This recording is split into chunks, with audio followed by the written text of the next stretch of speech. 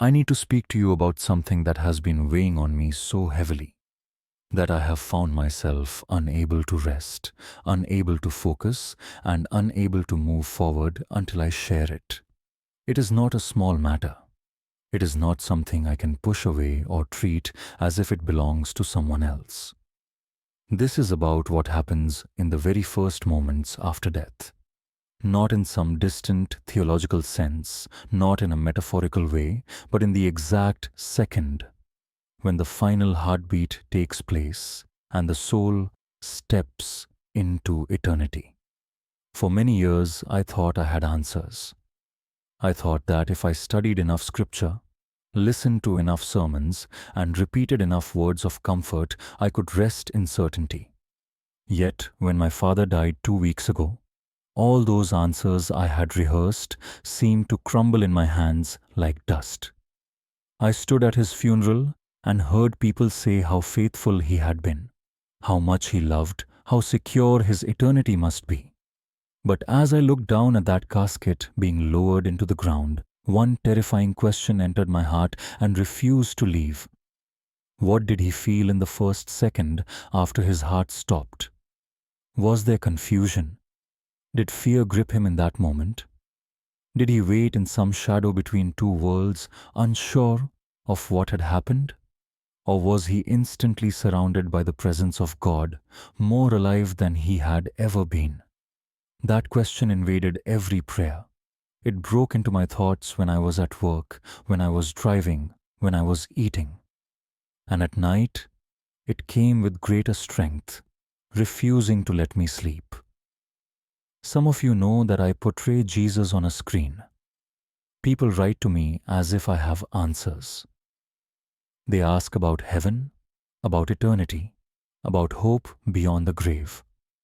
Yet in those long nights, staring at the ceiling, I realized that I did not know what my father was experiencing in those first sacred moments of eternity.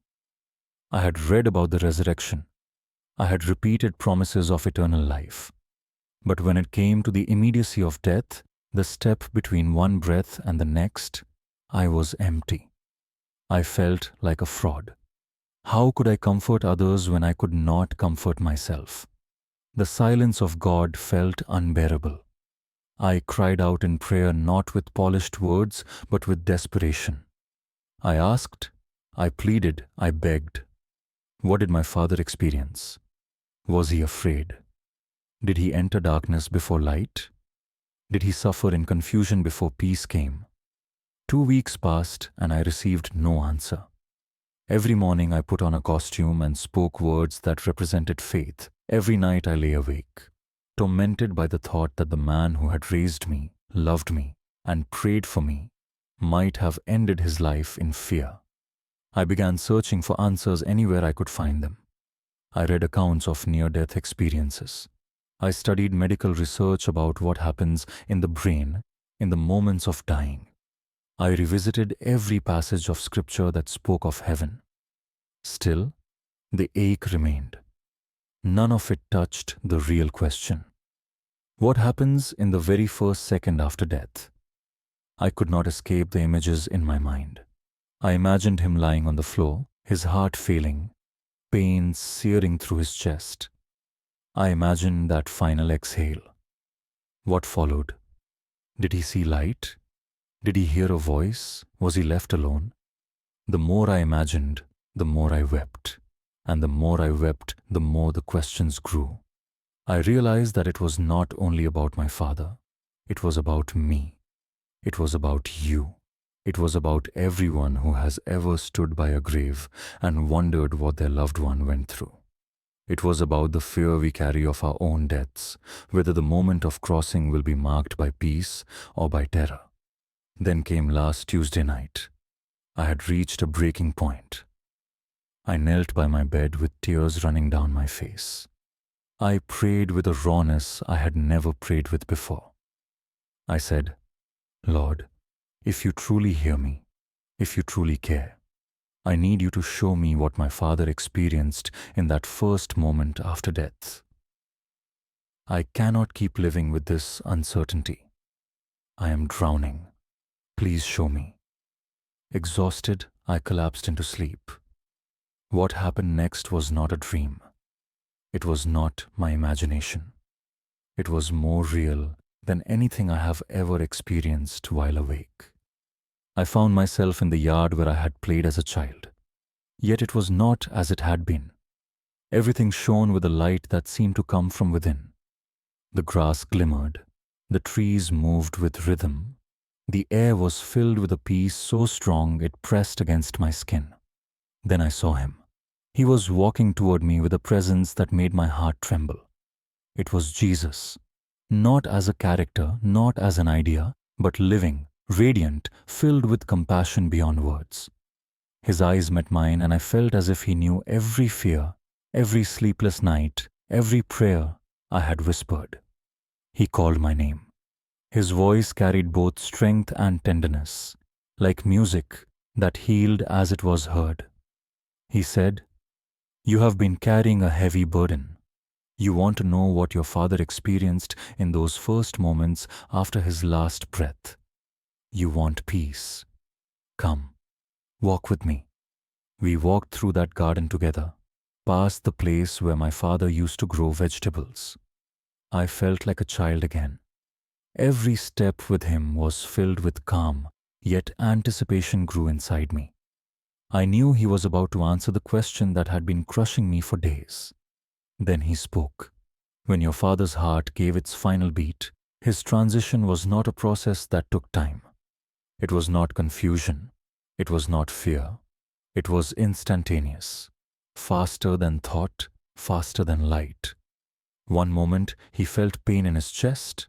The next moment he was standing in my presence, whole and free, more alive than ever before. I stopped walking. I could barely breathe. My mind had imagined tunnels, long journeys, waiting rooms between worlds. But Jesus spoke with such certainty. He said, "Those experiences that people describe are real, yet they do not happen in earthly time. They unfold in the space between heartbeats. For your father, there was no darkness, no waiting, no fear. The instant his eyes closed on earth, they opened in heaven. The instant his breath ended here, he was breathing eternal life. I felt a weight lift from my chest. But I asked, what about all the stories of light, of relatives appearing, of conversations in heavenly places?" Jesus smiled with patience. He said, "Those are glimpses. They are ways human minds describe what does not fit into earthly time. But the truth is simple. Death is not a slow journey. Death is an instant translation from limitation to fullness, from questions to perfect understanding, from pain to perfect joy." As he spoke, I felt tears streaming down my face. My father was not lost in confusion. He was not gasping in fear. He was not wandering. He was instantly home. He was instantly alive. He was instantly filled with joy, greater than anything he had ever known in 73 years on earth. And then I realized, this was not only for me. This was for every person who has ever wondered, who has ever feared, who has ever wept at a grave. This truth was meant to set hearts free. I stood in that radiant garden, unable to move, unable even to speak, as the truth of his words settled inside me. Jesus had not only answered my question, he had shattered every false image I had carried about death. I had believed there would be darkness. I had believed there would be confusion. I had believed there might be a long tunnel or a gradual awakening. But what he told me was different from everything I had feared. It was immediate. It was complete. It was instant translation. Jesus turned to me with eyes full of light and said, "Jonathan, when the heart stops, the soul is not left in uncertainty. There is no gap between the last breath on earth and the first breath in eternity. Death does not create distance. Death ends distance. Death ends pain. Death ends fear. Death ends the struggle. And in that very instant, the soul is held in perfect joy. I wanted to believe him fully, yet my human mind fought against the simplicity of it.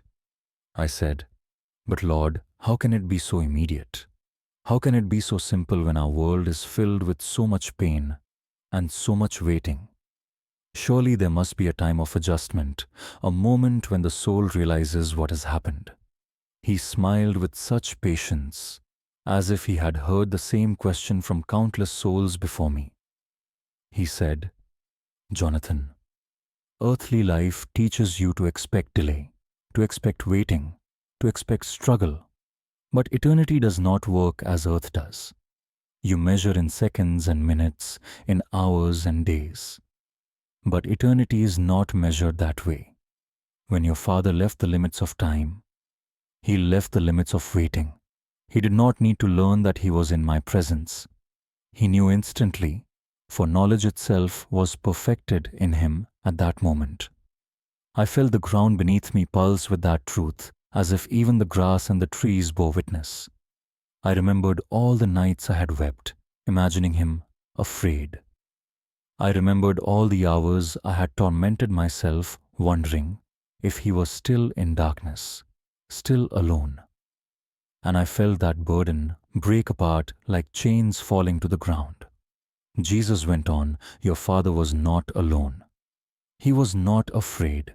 The first sensation he experienced was freedom. The first thought he had was not confusion, but amazement. The first emotion that filled him was gratitude that the struggle was finished. He entered light brighter than the sun, and he entered it instantly. Tears filled my eyes. I wanted to fall to the ground in relief. Yet even as I felt peace rising in me, new questions came. I asked, "Lord, what about those who are not sure of their faith? What about those who fear they are not ready? Do they experience the same immediacy?" His expression grew serious but tender. He said, "Jonathan, every soul is known to me. Every life is laid bare before me. Nothing is hidden. Those who love me and trust me are received instantly into joy. They do not wait for acceptance. They are not left in fear. They are welcomed immediately, as children coming home." He paused and let me feel the weight of his words before continuing. "Those who have turned away, those who have rejected my love, experience a different awakening. Yet even then, they are not left in confusion about what has happened. They know instantly where they are. They know instantly the truth of who I am. There is no delay in awareness, even if the awareness brings sorrow rather than joy." My heart trembled. The finality of death became clear in a way I had never grasped before. Yet even in that heaviness, I could see the compassion in his eyes. He was not speaking to condemn, but to reveal truth with love. He gestured for me to walk further with him. We moved deeper into that transformed garden, and I noticed details I had never seen before. Flowers glowed with colors I could not describe. The air itself felt alive, filled with harmonies that seemed to rise and fall like a choir that never ceased. Every step made me feel more at home, more whole, more complete. Jesus said, "This is why people misunderstand death. They imagine a process. They imagine shadows. They imagine wandering. But death is not a process. It is a door. And the moment that door opens, the soul steps into reality more real than earth ever was." I whispered. So my father did not even have a second of fear. He looked at me with eyes that pierced my soul. He said, "Not a second, not a breath, not a flicker of doubt." The moment he closed his eyes in the earthly home he had known, he opened them in his eternal home. And in that instant, he was surrounded by joy, by light, by love beyond words. I began to shake with emotion. All the nights of fear, all the days of questioning, all the hours of wondering had been unnecessary. My father had been more alive in the first instant of eternity than in all the decades he had lived on earth. But Jesus was not finished. He said, "Do you know what his first thought was? It was not sorrow about leaving this world. It was wonder at how much more real everything had become. His first thought was, this is life as it was always meant to be." His first feeling was overwhelming gratitude that the limits of his body, the pain of his years, the weight of his struggles were over forever. I covered my face with my hands, to know that my father's final moment was not fear, but joy, not darkness, but light, not loss, but gain, filled me with relief so deep I could hardly contain it. Then Jesus placed his hand upon my shoulder and said, "Jonathan, this is not only for you. Many are living with fear about what their loved ones experienced. Many lie awake at night wondering if the people they loved were afraid, if they suffered, if they were left in some in-between place. But the truth is far more beautiful. Death is not the end. Death is not confusion. Death is the instant beginning of perfect joy." As he spoke, I felt his words settle inside me like seeds planted in soil. I knew they would grow, not only in me but in everyone who heard them. For they were not merely words of comfort, they were words of revelation, words of life, words that change everything. We stopped walking and stood still as he looked at me with a seriousness that made me tremble. He said, "Jonathan, the world carries fear of death like a heavy chain. People imagine pain and loss, darkness and silence. But when you tell them the truth of what I have shown you, those chains will fall. They will see that their loved ones are not lost, not wandering, not waiting. They are alive in joy from the very first instant of eternity." I lifted my eyes to his and said, "Lord, this changes everything." He nodded and answered, "Yes, and that is why I have shown it to you, not only for your peace, but for the peace of many who will hear and believe." Jesus and I continued walking through that luminous garden. Each step seemed to carry more weight, more meaning, more reality than any step I had ever taken on earth. The air was alive with peace, yet it was not silence. It felt like everything around us breathed in harmony, as though the grass, the trees, and even the light itself knew the truth that was being revealed. I felt as though my heart could not contain more, yet he knew there was more I needed to understand. He said, "Jonathan, you asked about the first second after death. But what you must also see is what follows in the first minutes and the first hours. For those moments are filled with beauty that human language can barely describe." He lifted his hand, and as he spoke, it was as if I could see what my father experienced. In the very first second, he stood whole, free, and filled with light. Pain ended instantly. Fear vanished instantly, and every limitation of the body was gone. His lungs no longer struggled for air. His heart no longer strained. His mind no longer carried confusion. He stood in perfect health, more alive than in all his years on earth. In the first minute, joy filled him like an ocean pouring into a vessel that had always been too small. He felt not only his own joy, but the joy of heaven itself. He was welcomed, embraced, and surrounded by love so complete that no shadow remained. In the first hour, he began to understand. Questions that had burdened him for a lifetime melted away as knowledge filled him without effort. He understood mysteries that no scholar on earth could solve. He understood the meaning of his trials, the purpose of his joys, and the unseen ways in which I had guided his steps. In a single hour of eternity, he learned more than in 73 years of earthly life. I watched this vision, and my chest ached with longing. To know that my father was not lost, but was surrounded by truth and love beyond measure, gave me peace that words cannot hold. Jesus turned to me and said, "Do you see? There was no darkness. There was no period of waiting. There was no wandering. He was instantly whole, instantly joyful, instantly understanding. Death did not diminish him. Death expanded him. Death did not silence him. Death gave him a voice that could sing with all of creation. Death did not take him from you. Death brought him fully into the place he was always meant to be. I fell to my knees, unable to hold back tears. I said, Lord, all those nights I lay awake wondering, all those hours I tortured myself with questions, they were unnecessary. He knelt beside me and touched my shoulder. He said, "Yes, but your pain has brought you here, and now this truth can heal not only you, but many who live under the same fear. They need to know what happens in the first minutes of eternity. They need to know that their loved ones are not waiting in some shadow. They need to know that joy began instantly." I lifted my face and asked, "Lord, was my father alone in those first hours?" Jesus smiled, and in that moment I saw another vision unfold.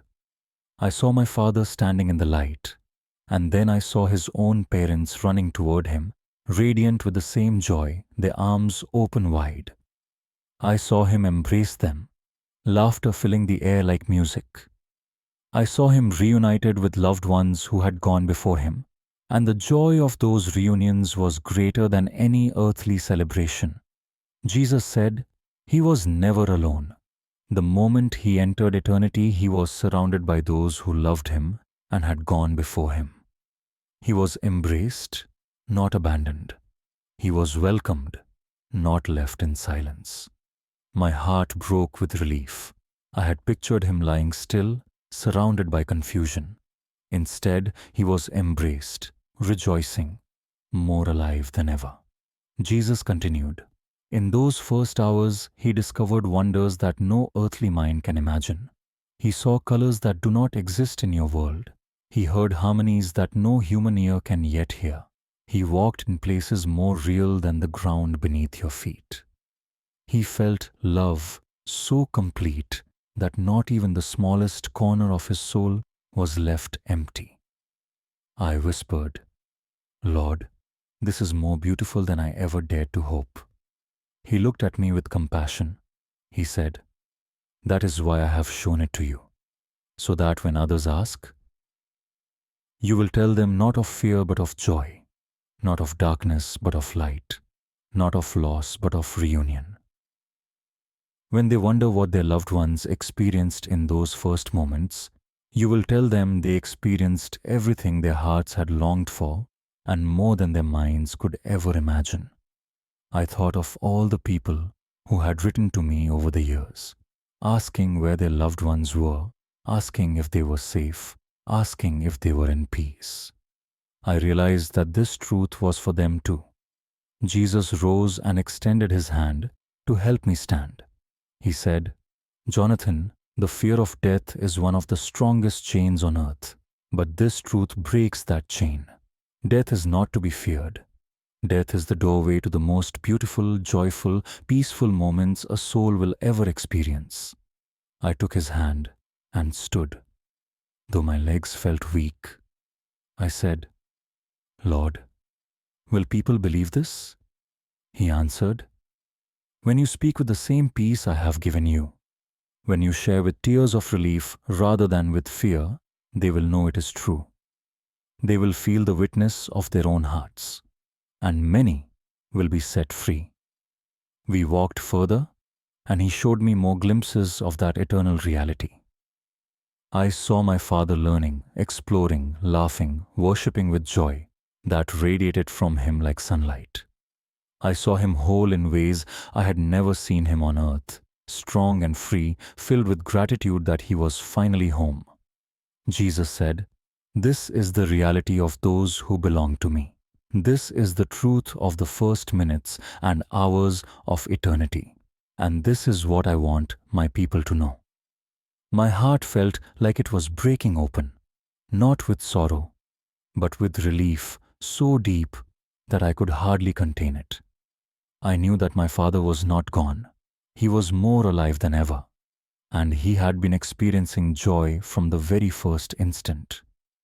We walked deeper into that radiant garden, and though my eyes could not take in all the beauty, I knew that what I was being shown was not only for me. My heart was overflowing with relief about my father. Yet I felt something stirring within me that was larger than personal comfort. It was a calling, a responsibility, a burden that was no longer heavy, but holy. Jesus looked at me with eyes that searched the depths of my soul. He said, "Jonathan, I have shown you these truths not only so you could have peace about your father. I have shown them so you will carry this message to others. For many are living with the same questions that tormented you. Many cry themselves to sleep at night, asking if their loved ones were afraid, if they were lost, if they are still waiting. They do not need to carry that fear any longer." I lowered my head, humbled by the weight of his words. I said, "Lord, how can I, who doubted so much, carry such a message?" He answered with gentleness, "You are not carrying it by your strength. You are carrying it by my truth. When you speak, you will not be repeating theories. You will be sharing what I have shown you. And when you do, the peace you feel now will be felt by others. Chains of fear will fall from their hearts." I felt tears rising again, but this time they were not tears of desperation. They were tears of gratitude that I could be trusted with something so sacred. Jesus continued, "Think of all those who stand at gravesides with broken hearts. Think of the parents who have lost children, the children who have lost parents, the husbands and wives who have lost each other. They look into the ground and they imagine their loved ones lying in darkness, waiting in silence. But that is not truth. The truth is that from the very instant of death, they were more alive than they ever were on earth. The truth is that death did not create separation. Death created homecoming. I lifted my head, and my heart burned with the desire to tell everyone what I had seen and heard. He said, "Jonathan, when you speak of this, speak with compassion. Do not speak to win arguments. Do not speak to prove yourself wise. Speak as one who has been given mercy. Speak as one who was broken by grief but healed by revelation. Speak so that others will feel the same relief you have felt." I nodded, and I felt the weight of responsibility settle on me, not as a burden, but as a mission. Then Jesus said something that pierced me with both sorrow and hope. He said, "Many live their entire lives fearing death. They imagine the last breath as the end of everything. They are tormented by the thought of darkness. They live under a shadow that was never meant to remain. But you will tell them the truth. You will tell them that death is not darkness. Death is instant light. You will tell them that death is not the end. Death is the beginning of life more real than this world could ever give." I remembered the nights of fear I had endured. I remembered lying awake, staring at the ceiling, imagining my father lost in shadow, and I realized that millions of others have done the same. I realized that countless hearts have been weighed down by the same fear. And now I understood why I had been allowed to experience such torment. It was so that I could truly feel the relief and then carry that relief to others. Jesus walked with me in silence for a while, as if allowing me to absorb everything. The garden glowed around us, and I could feel the presence of my father somewhere near, though I could not see him. I knew he was alive, I knew he was joyful, and that knowledge was enough. Finally, Jesus spoke again. He said, "Jonathan, Your Father wants you to know that His love for you did not end with His last breath. From the place of perfect joy, His love continues with greater strength than ever before. For in eternity, love is not diminished. Love is perfected, and the bond you share will never be broken. Those words struck me deeply. I had feared that death had created distance, but now I realized that death had brought my Father into a place where His love was purer, stronger, and more eternal than ever. I whispered, Lord, if people could only know this, they would not carry such fear. He looked at me with compassion and said, That is why you must tell them. Tell them not to imagine their loved ones lost in silence. Tell them not to imagine suffering in those first moments.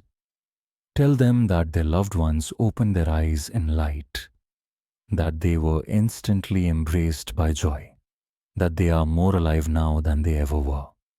I felt fire in my soul. I knew this message was not only comfort, but truth that could transform lives. For when the fear of death is broken, life itself is lived differently. People no longer live in dread of the end, but in anticipation of the fullness that awaits. I said, Lord, what about those who are afraid of their own death? What about those who lie awake wondering what they will face when their last breath comes? He answered with a voice filled with assurance. Tell them not to fear. Tell them that for those who belong to me, death is the most beautiful moment they will ever experience. It is not pain. It is not confusion. It is not darkness. It is the moment when everything becomes clear, when every question is answered, when every wound is healed, when every limitation is lifted. Tell them that death is not to be dreaded. It is to be welcomed as the door to joy everlasting. His words filled me with peace, but also with a trembling sense of awe, for I knew this was a truth that could change how millions view not only death, but life itself. We stopped walking, and he looked directly into my eyes. He said, Jonathan, never forget what you have seen and heard. Share it with courage. Share it with humility. And share it with love, for this truth will set many hearts free. At that moment, I felt as though my entire purpose had shifted. I had begun this journey broken by grief, crushed by unanswered questions, and tormented by fear. Now I stood in a place of peace, entrusted with a message that could heal countless others. I fell to my knees again and said, Lord, I will tell them. I will not remain silent. I will speak of what you have shown me. He placed his hand upon my head and said, And when you do, my peace will rest upon you, and my spirit will go with every word you speak. In that moment, I knew that my life had been changed forever. As I remained kneeling, I felt a warmth surround me that words cannot fully capture. It was as though light itself embraced me, holding me with a tenderness deeper than any earthly comfort. Jesus lifted me gently to my feet and said, Jonathan, now you must see not only the first moments of eternity, but the ongoing life that follows. For eternity is not stillness. It is not a frozen place of waiting. It is endless discovery, endless joy, endless love. With those words, the vision opened wider. I saw my father again, but this time not only in the first moments of his arrival. I saw him moving freely, whole and radiant, exploring the vastness of his eternal home. His steps were filled with strength I had never witnessed in his earthly body. His face shone with peace and with joy so deep that it seemed to radiate into everything around him. Jesus said, Do you see him? This is the same man who carried burdens, who endured pain, who felt the weight of earthly struggles. But all those burdens are gone. All that pain has ended. He is now more himself than he ever was. For in my presence, every person becomes who they were always meant to be. I wept again, but this time my tears were not from sorrow or desperation, they were tears of wonder. I whispered, Lord, I wish I could have seen him like this when he was alive on earth. Jesus replied, You are seeing him truly alive now, for earthly life is only a shadow of what I created humanity to be. In eternity, every shadow is removed and only the fullness remains. Then I saw my father with his parents again, embracing, laughing, rejoicing. Their joy was like a song that echoed through the garden. I saw him meeting others, friends and loved ones who had gone before. Each reunion was filled with gratitude, with awe, with love perfected. Jesus said, Every soul in my presence is surrounded by love without measure. They are never alone. They are never forgotten. They are never in silence. From the first instant of eternity, they are joined with a family greater than any earthly family, a family that cannot be broken by time or by death. The vision shifted, and I saw my father standing in worship, his face lifted in pure adoration. Around him, countless others were gathered, and their voices rose like waves of glory, singing in harmonies that human ears could not contain. It was not forced, it was not duty. It was joy overflowing, joy so complete that it could only be expressed in worship. I asked, Lord, does he think of us? Does he remember us? Jesus looked at me with compassion and said, Love does not end in eternity. Love does not grow weaker. It grows stronger. Your Father remembers you with perfect clarity, and his love for you is greater now than ever before. From his place of joy, he loves you without fear, without limitation, without sorrow. His prayers are more powerful than his presence on earth ever was. His love continues and will never cease. Those words pierced me with beauty. I had feared that death had cut the bond between us. Now I realized that death had perfected it. I said, So he is not far from me. Jesus answered, No, Jonathan, he is not far. Though you cannot see him, the bond of love has not been broken. It has been made eternal. When you pray, when you weep, when you remember him, know that he is more alive than ever, and his love reaches you with greater strength than you can imagine. I felt a peace settle in me that was unlike anything I had ever known. Jesus went on, and this is what I want my people to know, that when their loved ones pass from this life, they are not lost, they are not silent, they are not diminished. They are alive, filled with joy, filled with love, filled with understanding. Death has not stolen them. Death has given them fullness. I watched again as my father walked through gardens of unimaginable beauty. The flowers glowed with colors beyond earthly sight. Streams of living water flowed with purity that sparkled like crystal. The very air seemed to sing, and in every step he took, I saw gratitude, freedom, and awe. I asked, Lord, what is he doing now? Jesus said, He is learning, exploring, rejoicing. He is discovering wonders beyond your imagination. He is participating in a life that never ends, a life that grows richer every moment. Eternity is not a single experience repeated forever. It is endless discovery, endless adventure, endless love. I struggle to take it all in. I whispered, Lord, this is more beautiful than anything I could have dreamed. He said, That is because earthly minds cannot conceive the fullness of what I have prepared. But I have shown you enough so that you will know with certainty that your Father is not only at peace, He is overflowing with joy, and this is true for every soul who belongs to me. My knees grew weak again, and I fell to the ground in awe. I said, Lord, how can I possibly carry this to others? How can I put into words what cannot be spoken?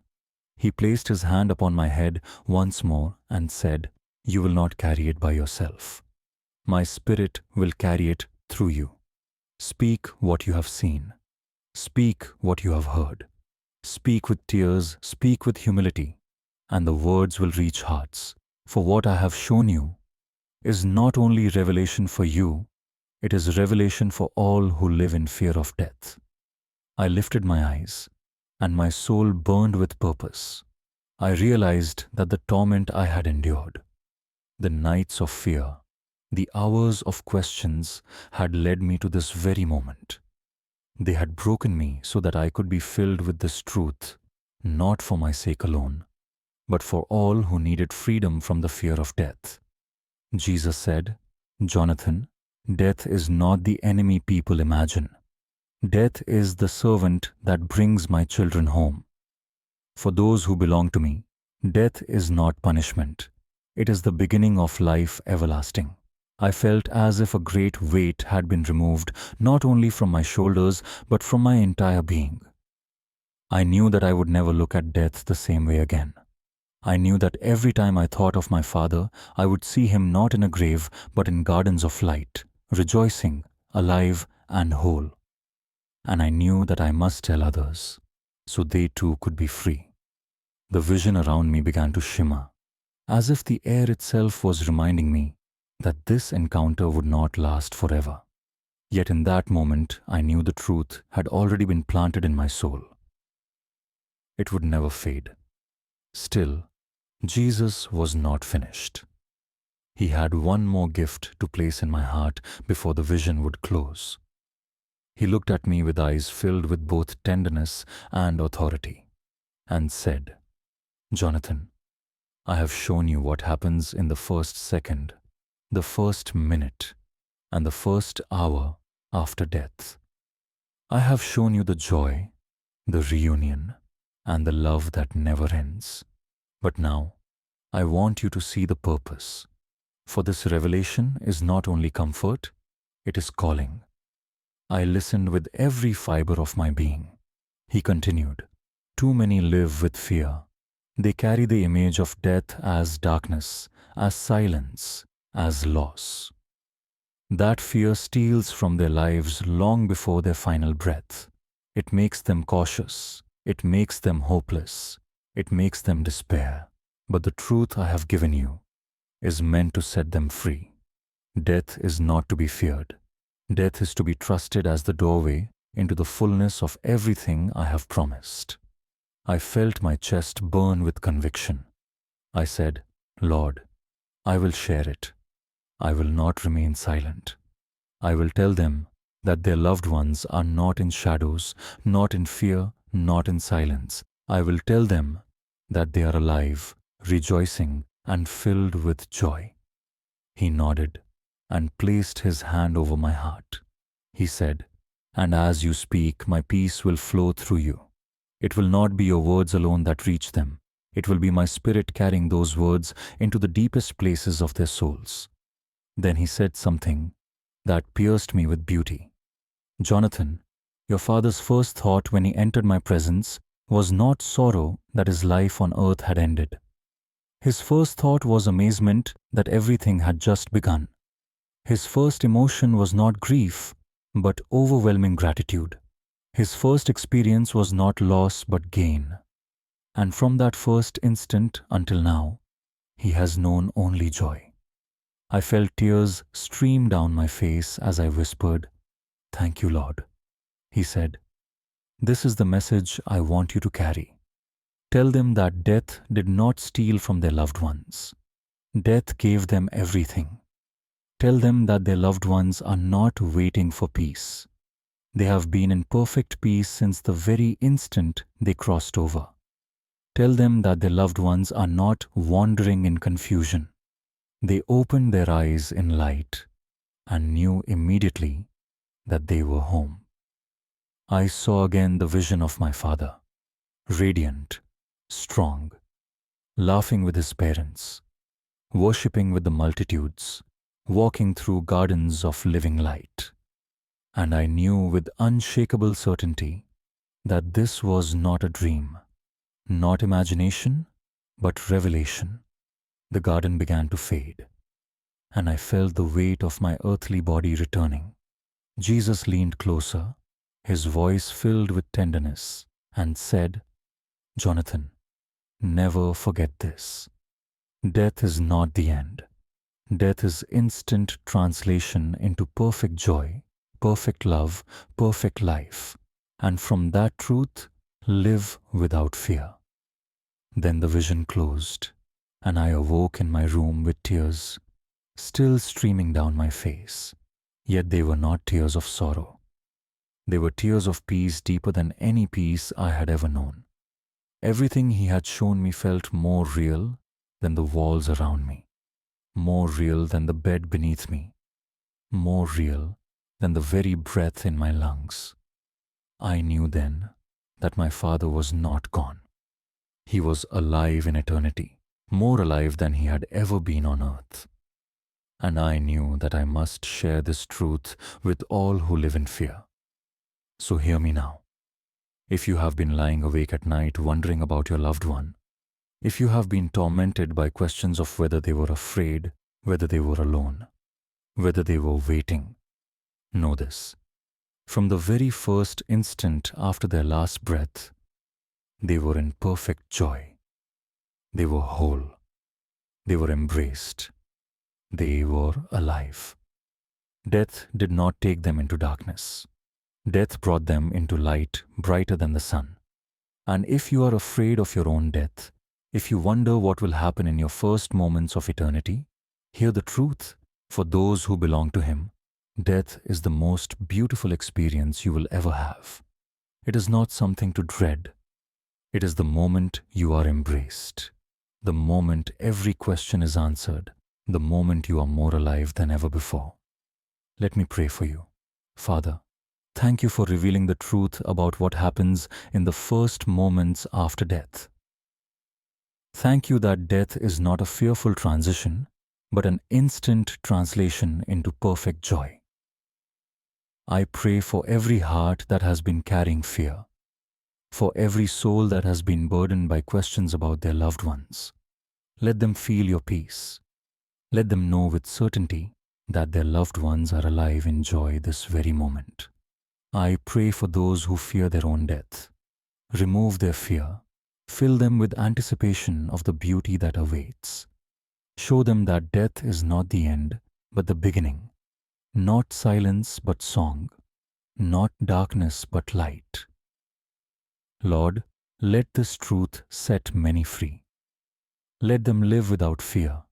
Let them grieve with hope. And let them rest in the knowledge that those who belong to you are more alive than ever. In your precious name, Jesus. Amen. Now I say to you, do not carry unnecessary fear. Do not imagine your loved ones lost or afraid. Know that from the very first instant they entered eternity, they have been overflowing with joy. And if this truth has brought peace to your heart, share it. Speak it. Carry it to others who are still bound by fear. For the truth that has set me free is meant to set you free as well.